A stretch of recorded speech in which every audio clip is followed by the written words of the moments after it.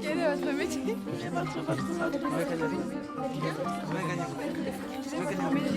Quel est votre métier? Quel est votre parcours?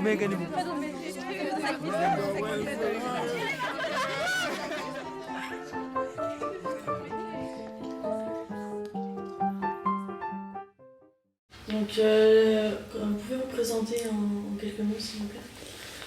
Eh ben, je m'appelle Christophe Guy, j'ai 41 ans. Je suis éducateur spécialisé dans un foyer de post-cure psychiatrique, donc c'est-à-dire qui accueille des patients qui sont atteints de psychose.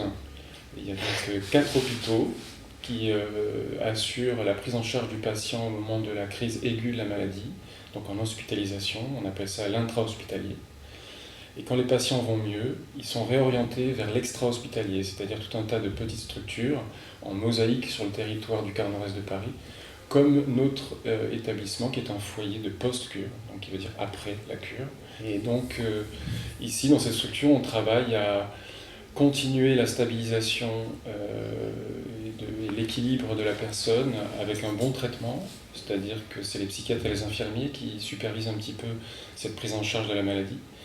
Et nous, en tant qu'éducateurs spécialisés, on est là pour monter, créer des projets, pour recréer du lien social, leur permettre de retrouver un travail peut-être, de retrouver un logement surtout, parce que c'est souvent des personnes qui viennent de la rue. La plus grande difficulté dans notre métier, c'est de faire naître ou de renaître le désir chez les gens.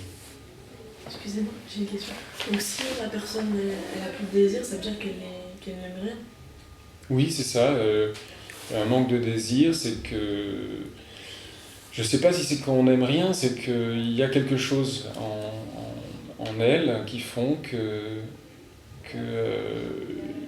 le lien est coupé entre le soi profond, ce qu'on est profondément au fond de soi, et l'action, et l'envie d'agir et de faire des choses, de construire, de créer. Et pour y arriver, on utilise un certain nombre d'outils, comme des activités qui sont stimulantes pour la personne, qui permettent de se remettre en route les capacités cognitives, intellectuelles, etc. Donc ça peut être une activité théâtre comme celle que vous voyez sur les murs, photos, pardon, ou l'activité théâtre qu'on fait aussi avec un collectif, des sorties au cinéma, des sorties balades, des sorties en séjour en province. Voilà, on fait la vaisselle ensemble, on fait la bouffe ensemble, on fait des sorties ensemble. Vous êtes connecté à eux? Ouais, on essaye d'être connecté, de faire en sorte qu'on soit connecté, puisque notre travail, c'est justement d'être en relation avec eux au maximum. Voilà. Donc ça paraît, je le décris d'une manière où ça peut paraître idyllique, on peut entendre qu'on y arrive, on réalise ça, mais en fait c'est beaucoup plus compliqué dans la réalité. Pouvez-vous nous décrire votre moteur personnel dans ce métier? Mon moteur personnel dans ce métier? Oui. Mon moteur personnel, c'est la relation humaine. C'est que c'est un métier qui me demande de bouger. Je ne suis pas assis derrière un bureau, ce que j'aurais du mal à supporter. Est-ce que vous vous sentez accomplir certaines choses avec ces personnes?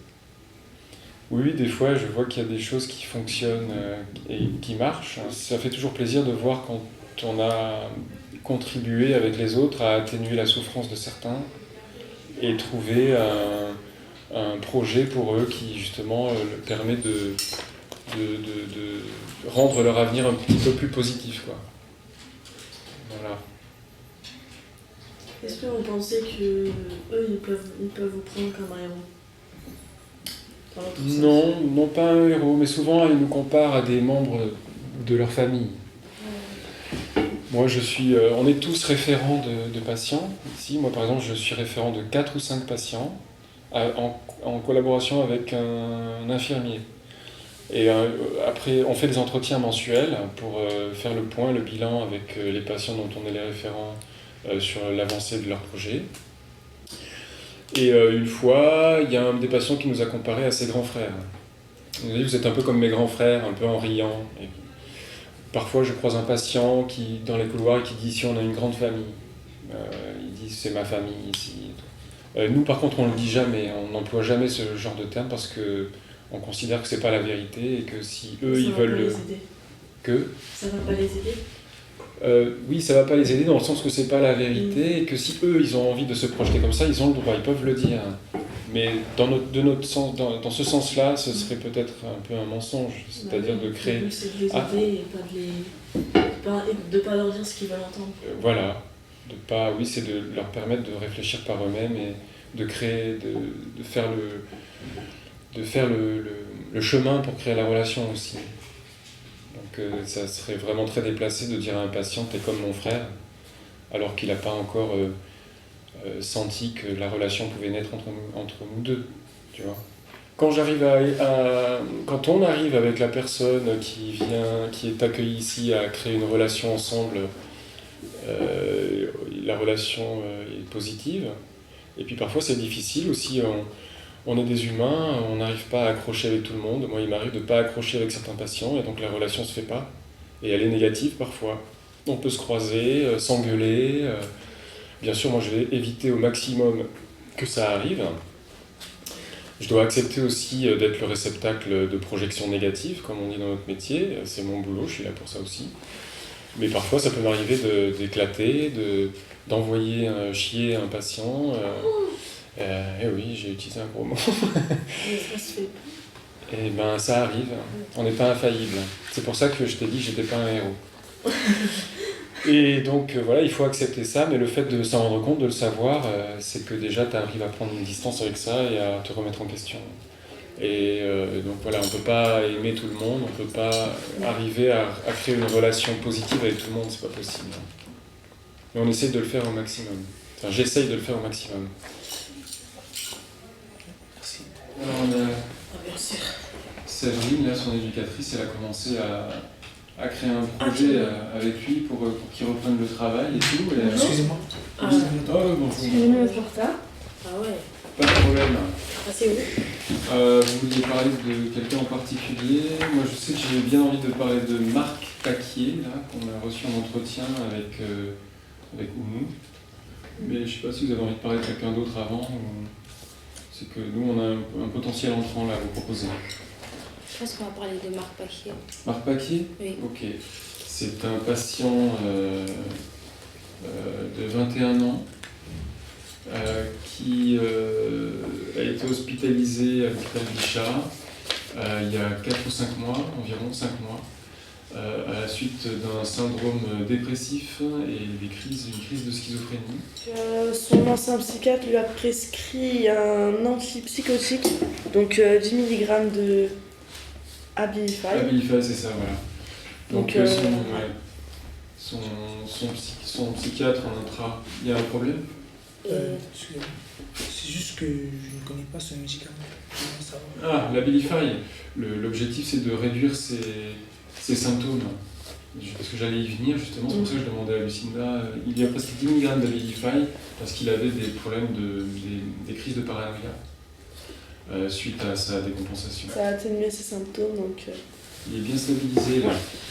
Alors le but maintenant qu'il va mieux, là, je trouve que ça serait intéressant, hein, avec nous, on se disait ça, de l'accueillir ici, au foyer. Sa mère a des antécédents psychiatriques, elle a été hospitalisée pendant 10 ans aussi, de manière régulière. Là, il s'occupe quasiment plus de lui, enfin il est carrément abandonné, il lui donne quasiment pas d'argent, il a 21 ans.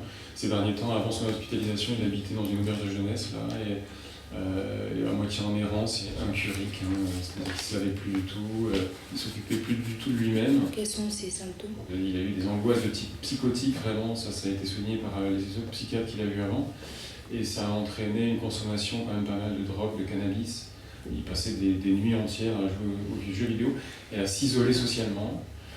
Et du coup, à plus avoir d'activité sociale et à plus se laver, etc. Coupé Donc, du monde. pardon? Coupé du monde. Voilà, ouais, c'est ça, il était complètement coupé du monde. Et donc son désir, ça serait de reprendre des études, et je pense qu'on pourrait, je pense que Oumou est d'accord. Oui, On moi je pourrait... trouve qu'il a des capacités, il peut s'intégrer aux activités comme le théâtre. Ouais, oui, c'est ça. Écrire au théâtre. Moi, je pense qu'on pourrait lui servir à se détendre, se rassurer dans un univers apaisant, continuer à lui donner un traitement qui l'apaise et qui atténue ses symptômes, et l'orienter vers des structures pour jeunes de 21 à 25 ans. Je pense que c'est très important Ouais, Oui. ça serait bien. de l'ouvrir à d'autres et de le pousser un peu, Mhm. voir. Parce que d'après tout ce que vous m'avez dit, qu'il était accro aux jeux vidéo, au cannabis, et qu'il a abandonné l'école, il a été abandonné de ses parents, je pense qu'il a été dégoûté de la vie, qu'il n'a plus le désir. Et je pense que tout ce que vous me dites, ça intéresse beaucoup, ça pourra le pousser et l'aider à plus s'ouvrir et à sortir de sa carapace. Oui, c'est vrai, c'est C'est ça, intéressant. vraiment. Et comme il a, oui, comme vous dites, sortir de sa carapace, donc l'envie de se raccrocher à ses études, c'est intéressant on a eu connaissance d'une structure qui s'appelle l'espace jeune adulte dans le 11e arrondissement. Ça pourrait être intéressant de le faire intégrer cette structure où il y a une équipe spécialisée dans le montage de projets études et soins pour qu'il puisse reprendre ses études de manière adaptée en collaboration avec une équipe soignante.